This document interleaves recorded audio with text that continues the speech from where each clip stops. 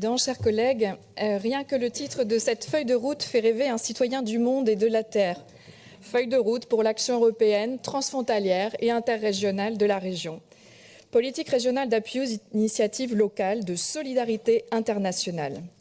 Cette déclaration d'amour étant faite, quelles en sont les motivations? Car, comme disait le poète Pierre Reverdy, comme vous le savez, il n'y a pas d'amour, il n'y a que des preuves. Tout d'abord, c'est l'esprit qui transparaît dans ces 6 objectifs autour des valeurs de solidarité, d'ouverture au monde et à l'autre, à l'heure où beaucoup de partis se détournent de l'humanisme, la seule voie souhaitable.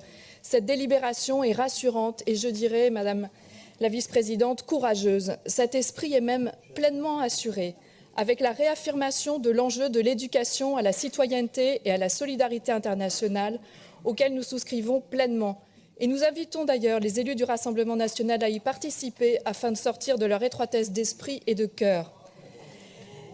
Également avec la création de 2 nouveaux dispositifs spécifiquement dédiés.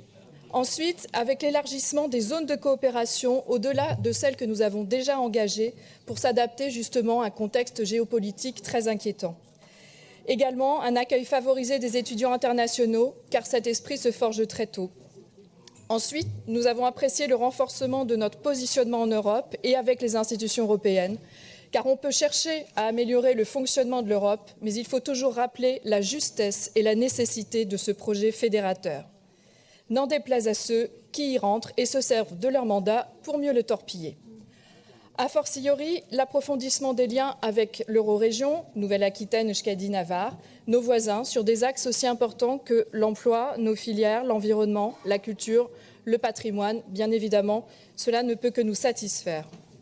Enfin, la dernière cause réside dans la convergence poursuivie des objectifs à la fois du Pacte vert européen, des objectifs de développement durable et également de Néoterra, qui est tout à fait louable.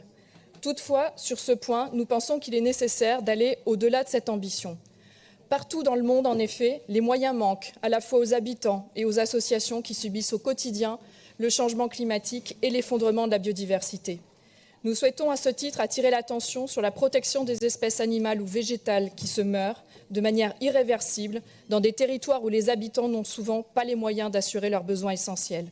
Puisque nous allons avoir une délibération sur Madagascar, je voulais prendre l'exemple des lémuriens, par exemple, à Madagascar, qui ne peuvent pas être protégés ou qui ne peuvent l'être qu'en concordance avec les populations locales.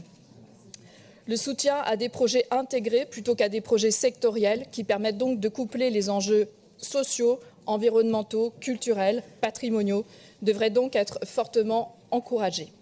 Nous voterons donc, vous l'avez compris, très en faveur de cette délibération.